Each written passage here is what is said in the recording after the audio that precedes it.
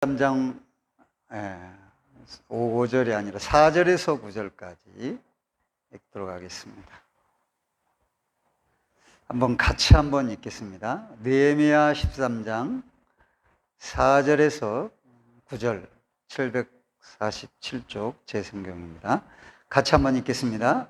이전에 우리 하나님의 전의 방을 맡은 제사장 엘리야십이 도비야와 연락이 있었으므로 도비야를 위하여 한 큰 방을 만들었으니 그 방은 원래 소재물과 유향과 그릇과 또 레위 사람들과 노래하는 자들과 문지기들에게 11조를 주는 곡물과 새 포도주와 기름과 또 제사장들에게 주는 거제물을 두는 곳이라. 그때에는 내가 예루살렘에 있지 아니하였느니라. 예루살렘 왕 아닥사스다 42년에 내가 왕에게 나아갔다가 며칠 후에 왕에게 말미를 청하고 예루살렘에 이르러서야 엘리야십이 도비야를 위하여 하나님의 전 뜰에 방을 만든 악한 일을 안지라. 내가 심히 근심하여 도비야의 세간을 그 방 밖으로 다 내어 던지고 명령하여 그 방을 정결하게 하고 하나님의 전의 그릇과 소재물과 유향을 다시 그릇으로 들여 놓았느니라. 아멘. 할렐루야. 이게 코로나가 유행하는데 이 백신도 이게 믿을 수가 없어가지고 항상 마스크 쓰고 항상 조심을 하셔야 됩니다. 지난 시간에는 느헤미야의 개혁 신앙의 첫 번째로 분리에 대해서 말씀드렸습니다. 신명기에 나온 하나님이 모압과 암몬 족속은 여호와의 총위에 영원히 들지 못하리라고 말씀을 해주셨는데, 이스라엘 공동체 안에 모압과 암몬이 들어와서 같이 살게 되었던 것이죠. 그래서 느헤미야는 첫 번째 신앙 개혁을 일으킬 때 모압과 암몬을 이스라엘 공동체에서 분리시켰다라는 겁니다. 그러니까 왜 그러냐면 모압과 암몬은 롯의 후손인데 큰 딸과 작은 딸에서 난 모압과 술을 먹여서 인종을 번식시키기 위해서, 그래서 그렇다고 해서 하나님이 이를 쫓아내는 게 아니라, 하나님은 이스라엘 백성들이 출애굽하고 가나안을 행진할 때 모압과 암몬은 이스라엘 백성들에게 너희 형제니 건들지 말라, 싸우지 말라, 보호해줘라 라고 요청을 했었습니다. 그래서 이스라엘 백성들은 모압과 암몬은 조심해서 지나기를 원했어요.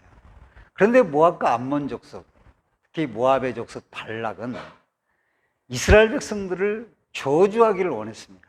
우리가 잘 알다시피 발람이라는 선지자를, 이방 선지자를 초청을 해가지고 네가 하나님의 선지자인데 저주하면 저주가 임한다며, 그러니까 이스라엘 백성을 저주해줘.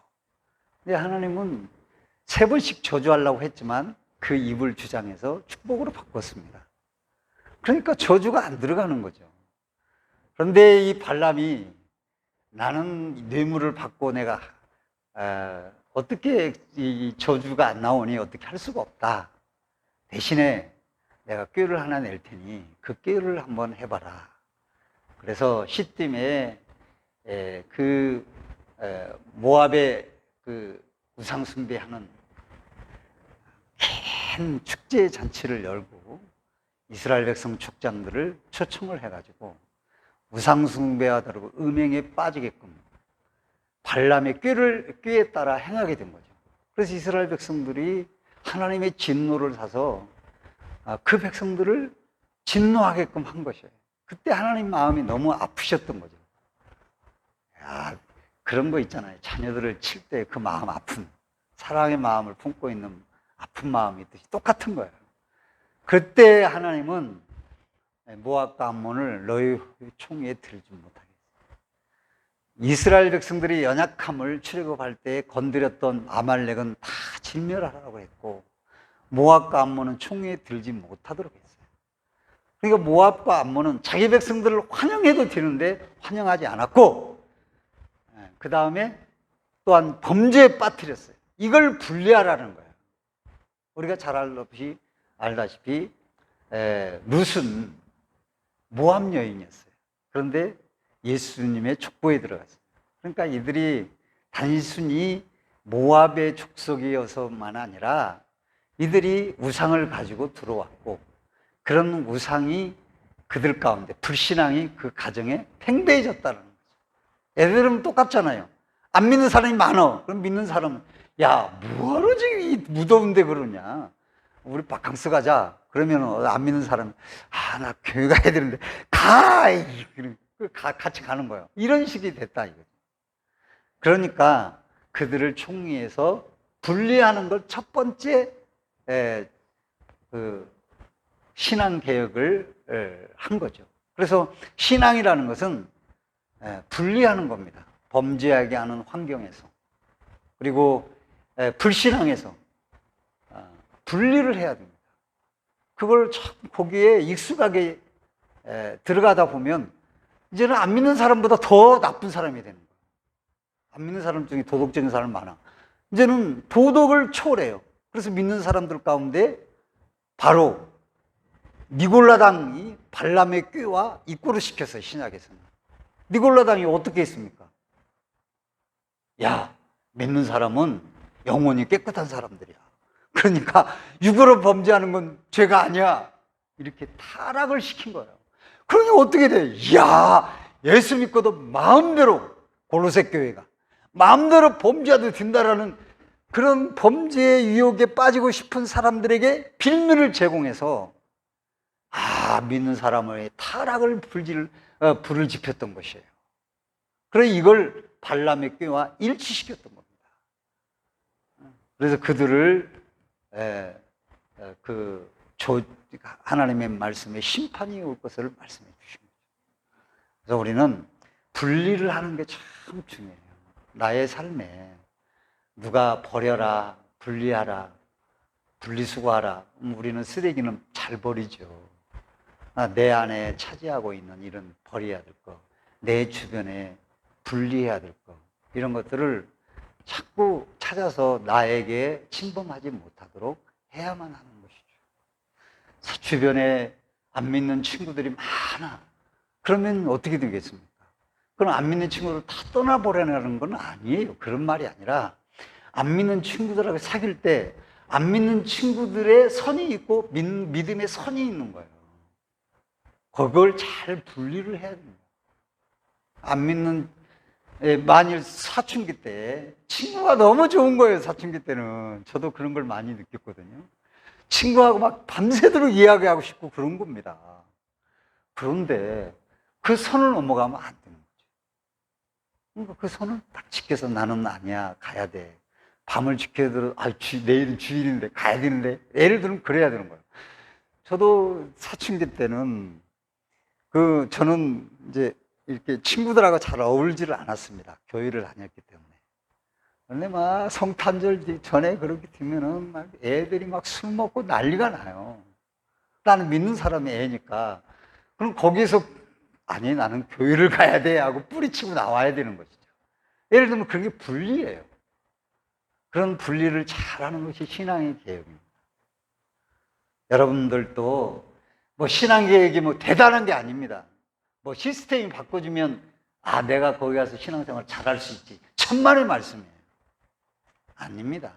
시스템이 돼도 그 시스템이 망가지면 이미 자기 자신도 무너지고, 시스템이 유지가 돼도 자기 마음은 이미 떠나 있는 거예요. 그 시스템 속에 들어가 있으면서 가는데 마음은 이미 밖에 있어. 그래서 예수님 말라기 시대에 뭐라고 성전문을 닫았으면 좋겠다고 말씀하시죠. 그러니까 누구도 신앙개혁은 이끌어줄 수 없어요.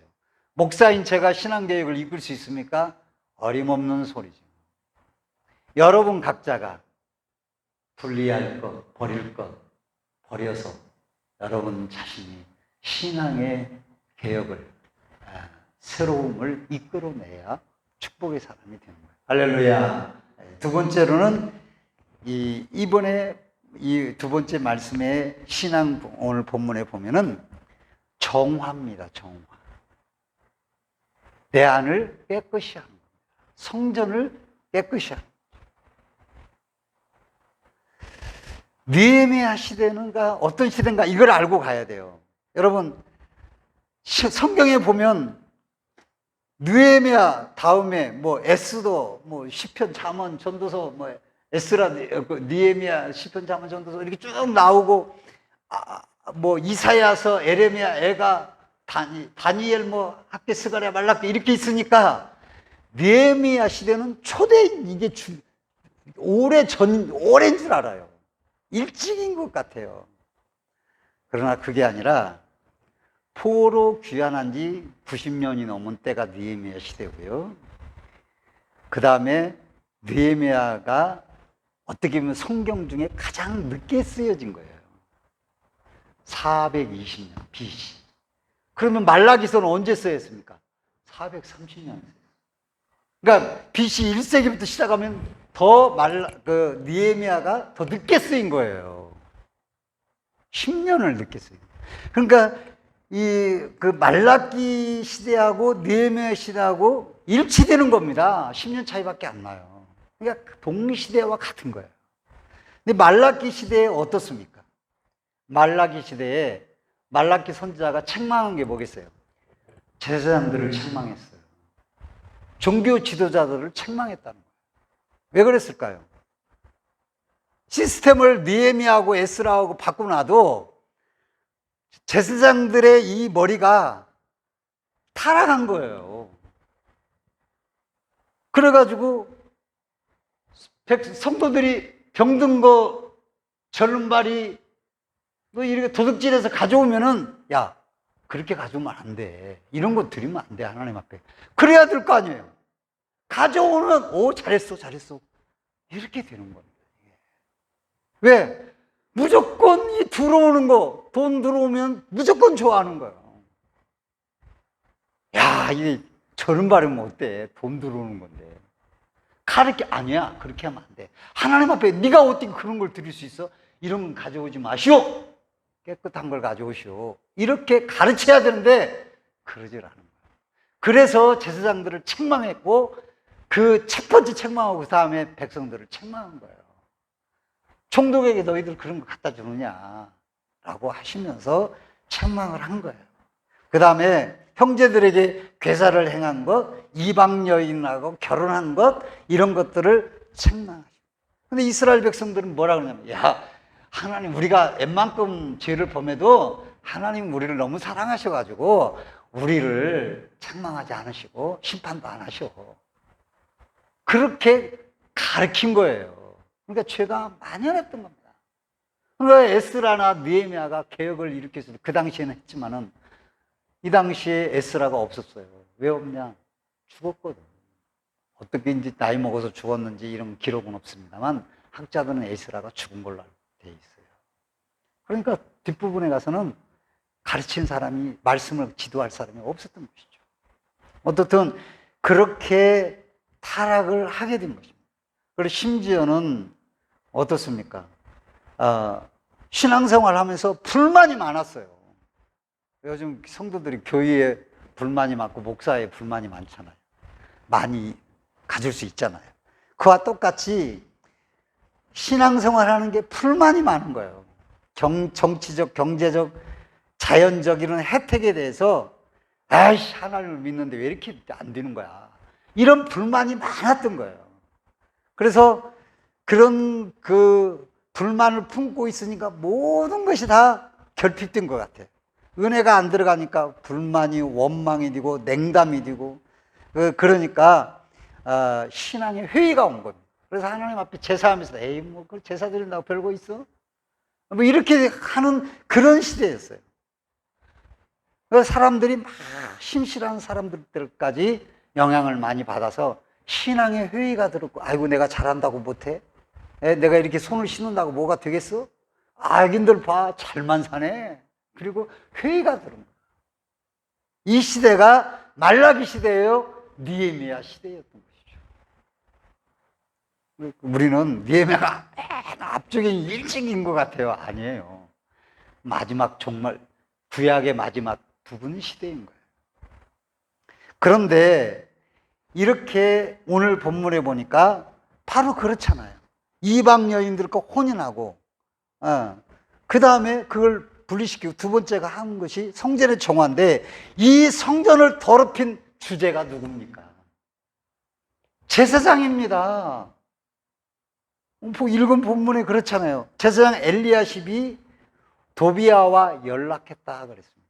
물론 이 제사장이 두 명이 나와요. 엘리야십이, 대제사장 엘리야십이 있고 하나는 제사장 엘리야십이 있어요.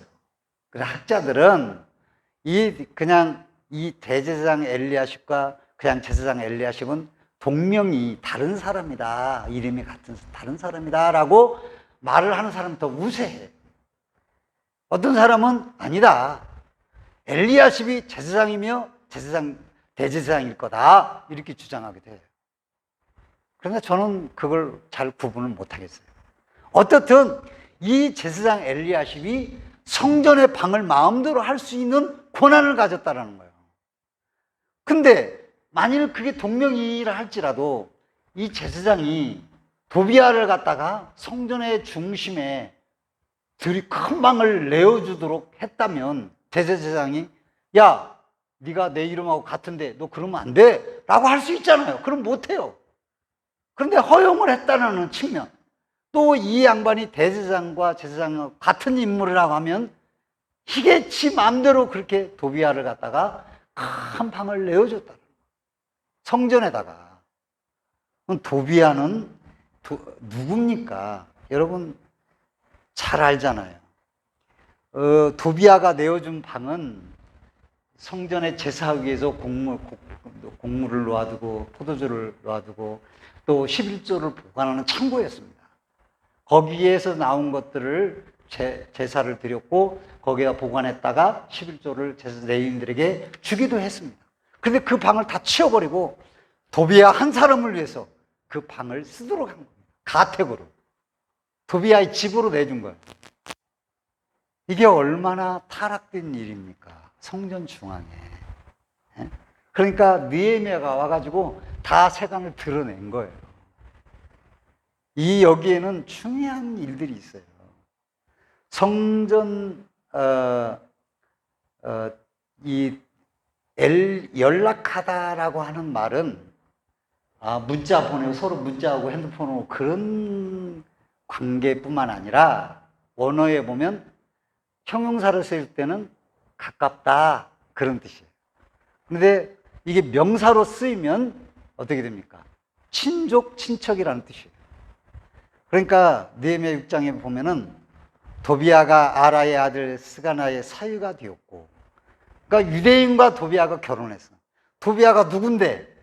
도비야는 사마리아에 거주하면서 사마리아에 이주 정책을 써서 사마리아에 간원으로 온 사람이라, 이렇게 유세비어스는 보고 있어요.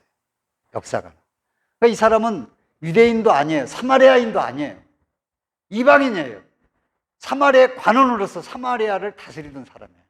그런데 유대인의 사위가 되어가지고, 그러면 그들과 믿음으로 동화된 것이 아니라 느헤미야가 와가지고 성벽을 재건하려고 할 때 어떻게 했습니까? 기습을 공격하고 계속 성벽을 건축하지 못하도록 했습니다. 왜? 이게 든든해지면 자기에게 들어올 게 없거든요. 자기들의 힘이 약해지거든요. 그게 바로 도비야였어요. 산발랏과 함께 그린 산발랏은 사마리아인이었어요. 그런데 그런 도비야를 성전 중앙에 놓은 거예요. 제사장도 아니에요. 유대인도 아니에요. 하나님의 나라를 대적했던 도비야를 성전 중앙에 뒀다는 거예요. 얼마나 타락했습니까, 제사장이.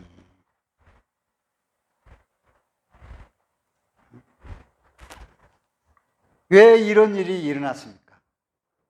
지도자의 부재로 인한 신앙의 타락입니다. 느헤미야가 성벽 봉헌을 마치고 돌아갔어요, 바벨론으로. 느헤미야는 바벨론에서 술 맡은 관원이었잖아요. 장관이었잖아요. 그러니까 왕이 야, 너 빨리 돌아와. 그랬으니 빨리 갔어요. 그런데 1년입니다. 이 기간이. 갔는데 느헤미야가 다시 돌아올 수밖에 없어요. 왜? 느헤미야가 계속 촉각을 곤두세우고 있거든요. 어떻게 하나? 이게 막 모압인들과 결혼하고, 또 그뿐만 아니라 성전 중앙을 갖다가 곳간에다가 도비야를 들였다, 제사장이. 이런 소리가 들린 겁니다. 레인들이 먹을 게 없어서 다 축출됐다네. 들린 겁니다. 그래서 다시 온 거예요. 1년입니다, 1년. 부제자, 지도자가 없어요. 느헤미야가 없죠? 에스라는 죽었죠? 공간이 빈 거예요. 지도자가 없는 거예요. 제사장들이 지도자 역할을 해야 되는데 제사장이 가르치질 않는 겁니다. 오히려 제사장이 범죄를 이끄는 겁니다. 제사장이 도비야를 성전에 드린 겁니다. 레인들을 쫓아낸 거예요. 그래서 10절 한번 보세요. 이 10절, 오늘 말씀은 아니지만 10절 한번 읽어보겠습니다. 10절 시작. 내가 또 알아본즉 내 이웃사람들이 받을 먹을 주지 아니하였으므로 그 직무를 행하는 내 이웃사람들과 노래하는 자들이 각각 자기 밭으로 도망합니다. 레인들이 다 도망가 버렸어요. 제사가 다 멈춰져 버렸다는 거예요. 굶어 죽으니까 뭐 있겠어. 다 도망가야지. 왜? 곳간 누가 차지하고 있어요? 도비야가 차지합니다. 이렇게 지도자가 부재할 때 신앙의 퇴보와 타락이 오게 되는 겁니다. 이걸 지도자를 회복하는 것이 성전의 정화해야 돼요. 지도자를 회복해야 돼요. 여러분, 누가 지도자예요? 누가 지도자가 돼야 됩니까? 여기 저기 이명준 목사님이 지도자죠. 천만의 말씀입니다.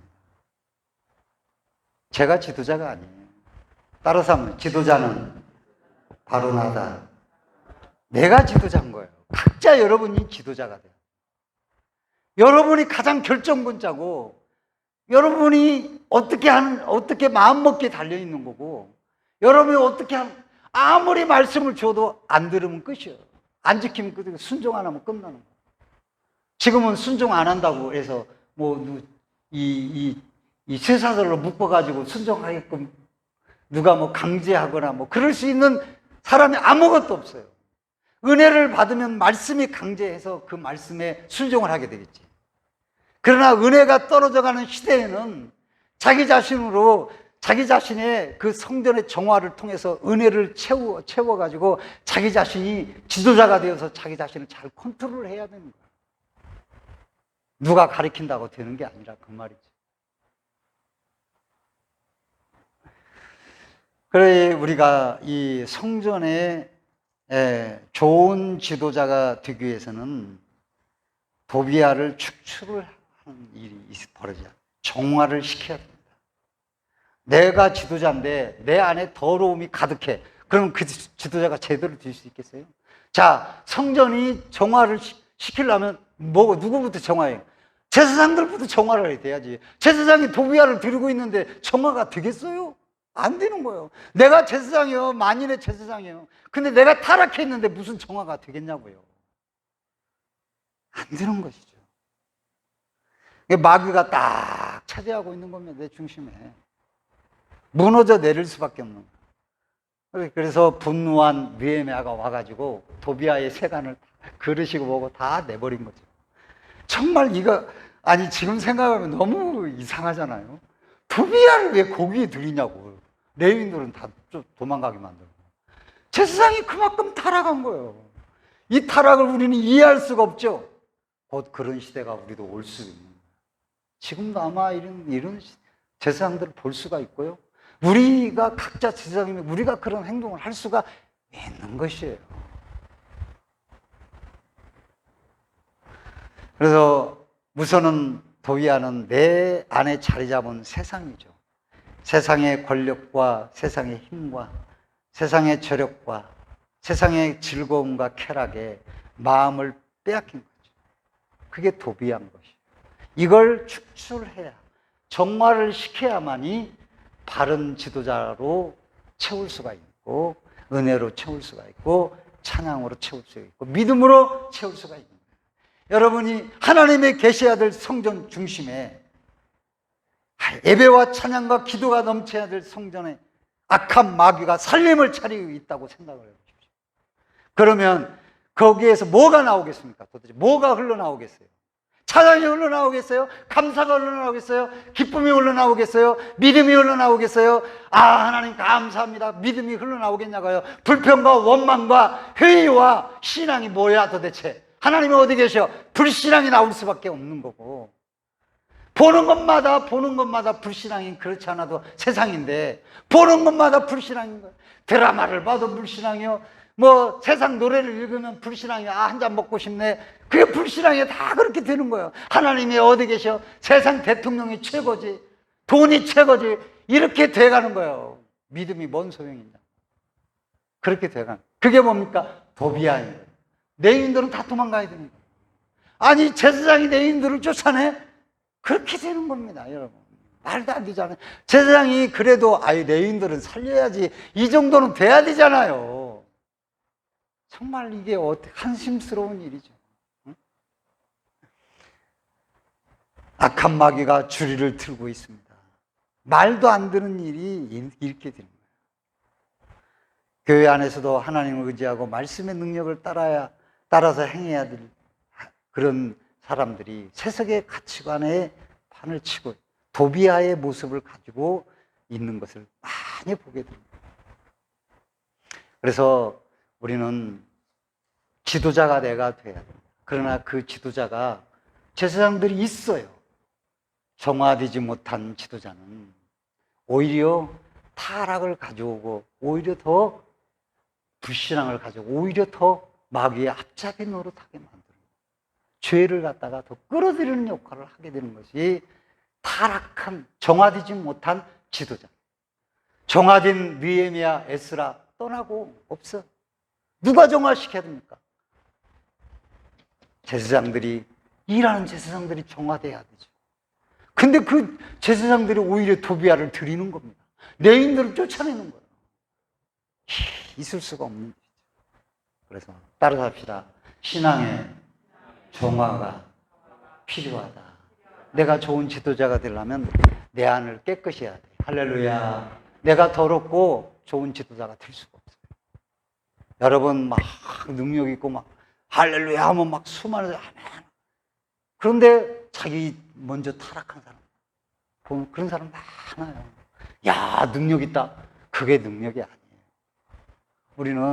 우리 모두가 다 좋은 각자 여러분들이 지도자이기 때문에 각자 여러분들이 자기 자신을 잘 정화해야 돼요.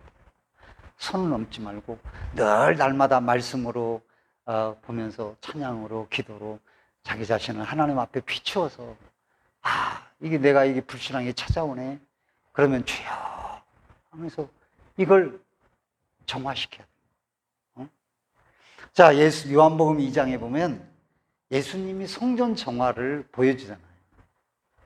이 정화는 성전의 정화도 보여주지만은 바로 우리의 심령의 정화를 말씀해 주는 거예요. 소와 양과 비둘기를 그리고 파는 자들을 돈 받고 주는 환전상들을 쫓아내시고 상을 엎어버리잖아요. 노끈으로 째찍을 만들어서 녹이 어린 모습으로 일가를 하신, 이걸 치워라. 내 집을 장사하는 집으로 만민이 기도하는 집이라고 선언하지 말라요. 그 광경을 보고 유대인들이 예수님께 묻습니다. 당신이 이런 일을 하니 무슨 자격을 하는 것이오? 증거를 보여주시오. 이런 일을 할 증거를 보여달라고 말합니다. 그래서 예수님 뭐라 합니까? 사흘 만에 성전을 허물으라. 그럼 내가 사흘 만에 다시 짓겠다. 아니, 46년이나 걸쳐서 성전을 지었는데 그것도 다 완공이 안 된 건데 무슨 3일 만에 성전을 지어? 이것은 예수님이 자기 몸을 성전이라고, 자기가 십자가에 못 박아 당신이 죽으시면 3일 만에 부활할 것을 말씀을 한 것이죠. 그런데 바울은 예수님의 그 성전, 성전을 비유했는데 바울은 더 나가서 우리로 하여금 하나님의 성전인 것을 고린도전서 3장 16절에 말씀해 주셨어요. 여러분이 하나님의 성전이며 성령이 여러분 안에 거하시는 것을 알지 못하느냐 라고 말씀을 하신 거잖아요. 그래서 우리 자신이 하나님의 성전인 것을 말씀해 주고 있어요. 그래서 우리는 성전인데, 하나님의 성전인데 여기에 불신앙을 놓아두면 도비아를 놓아둔 거 똑같아요. 어떻게 도비아를 놓아뒀지? 자기 자신은 도비아보다 더한 것들을 집어넣어놓고 신앙생활을 한다고. 그러니 우리는 겉은 교인은 어떻게 하는데 자기 안에는 이런 도비아들이 가득 찼어요. 그러니까 누가 나가? 레위인들이 쫓겨나가고 또 하나님 앞에 드릴 헌물들은 다 사라져버려요. 마귀만이 즐겁게 하는 거예요. 음란의 밀실도 아니요, 도둑의 소굴도 아니요, 아주 불신앙, 썩은 것들이 진동하는 병동도 아닌 것이에요. 이 성전은, 하나님의 성전은 그래서 늘 정화시켜야 됩니다. 내가 하나님의 전이기 때문에. 하나님의 현존하는 장소, 임마누엘의 처소, 성령이 거하시는 장소, 내 아닌 것이에요. 어디 멀리 가 계시는 게 아니에요. 그래서 우리는 나를 깨끗이 해야 돼요. 여러분, 자꾸 미움이 들어오잖아요. 그것도 성전을 정화시켜야 돼요. 할렐루야. 그 성전 안에 있는 성도들도 이해를 못하고 서로 이게 관점이 다 다르지만은 그게 사랑을 못하면 어떻게 그게 성전의 정화가 이루어지는 거예요. 그러니까 지금은 조금 덜하지만 얼마나 한국교회가 난리가 났냐고. 부흥하는 방해 안에 부흥은 봤는데 정화는 못 본 거예요. 그러니까 막 사람이 몇 개로 나눠지는 겁니다. 예, 교회가 막 시끄러운 거예요. 정화를 잘 시켜야 하는 그런 마음이. 그래서 그렇습니다. 우리는 너무 많은 것들이 타고 들어와요. 세균, 바이러스 이런 것들이 타고 들어와요. 잘 정화하고 깨끗하게 해야 돼요. 순간순간 찾아오는 것이 불신앙이에요. 깨끗하게 정화시켜야 돼요. 그리고 내가 하나님의 성전이면 저 사람도 하나님의 성전이구나 알아야 돼요. 그러니까 얼마나, 그러면 하나님의 성전이면 얼마나 서로 귀하냐고. 모압 족속들이 하나님 백성들을 환영해야 되는데 환영하지 않고 물도 주고도 떡은커녕 환영하지 않고 저주를 하고 아니면 범죄에 빠뜨리게 했어요. 그러니까 총위에 못 들어오게 한 거예요. 이게 얼마나 우리가 내 마음을 정화시켜야 되는가. 성전답지 못한 요소들을 내가 순간순간 얼마나 정화시키는가. 이게 이제 오늘날 신앙의 관건이에요. 말씀을 맺겠습니다. 성전 정화는 어떻게 해야 되는가. 오늘 따라서 한번 해요. 명령으로. 느헤미야가 어떻게 했습니까? 명령했습니다. 오늘 말씀에 보니까 명령을 했어요. 9절에 명령하여 그 방을 정결하게 하고, 명령했습니다. 아이고 좀 가졌으면 좋겠네. 아이고 저거 도비야 쫓아냈으면 쫓아내야 되는데 빨리 쫓아내. 아이고 좀 그랬으면 좋겠어. 이렇게 하지 않았어요.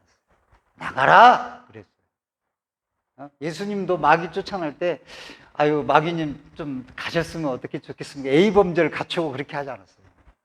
이 말은 무엇입니까? 내가 안 좋은 일이 있을 때 내가 스스로 명령을 내려야 돼요. 주의 말씀으로, 예수의 이름으로. 내 안에 이런 것들은 빨리 물러가라 하고 자기 자신이 스스로 명령을 해야 돼요. 그런데 이런 게 괜찮겠지, 이런 마음 품어도 아무 명령을 하지 않아. 명령하지 않으니까 신사적이야. 아주 A가 아주 발로 아주 그러니까 들어와서 딱 함께 노는 거예요. 명령이라면 뭔가 과감하게 잘라내라는 거예요. 물러가라고 말을 해야 되는 거예요. 싫다라는 거예요. 그렇게 분명한 표시를 해야 되는 거예요. 아이고 목마른데 한 잔 술 한 잔 마시지 뭐. 아유, 이러면서 자꾸 끌어오면 안 되는 거예요. 그래서 중요합니다. 여러분이 미움이 올 때 명령하시고, 또 불신앙이 올 때 명령하시고, 하나님이 원치 않는 거 올 때 명령을 하시고, 원수 같은 것들이 올 때 이게 명령하시고, 불만이 올 때 명령하시고, 염려, 근심이 올 때 명령하시고, 할렐루야, 명령을 하셔야 되는 거예요. 내버려 두지 말아요. 얌전하게 신사적으로 그렇게 받아들이면 안 됩니다. 오늘 말씀을 맺으면서, 그래서 정화를 깨끗이 하고 그렇게 정화된 지도자가 될 때 거기에 뭐가 담겨요? 은혜가 담기고 축복이 담기고 말씀이 담기고 그렇게 되는 거예요. 여기 다시 비우고 나서 유향으로 채우고 소재로 채우고 깨끗한 그릇으로 성전의 기명으로 그 안을 채워서 축복을 담게 하잖아요. 오늘 여러분 내 안을 성전, 하나님의 성전 내 안을 깨끗이 정화시켜서 그 안에 은혜와 축복을 담기게 하는 저와 여러분이 되게 하여 주의 이름으로 축원드립니다.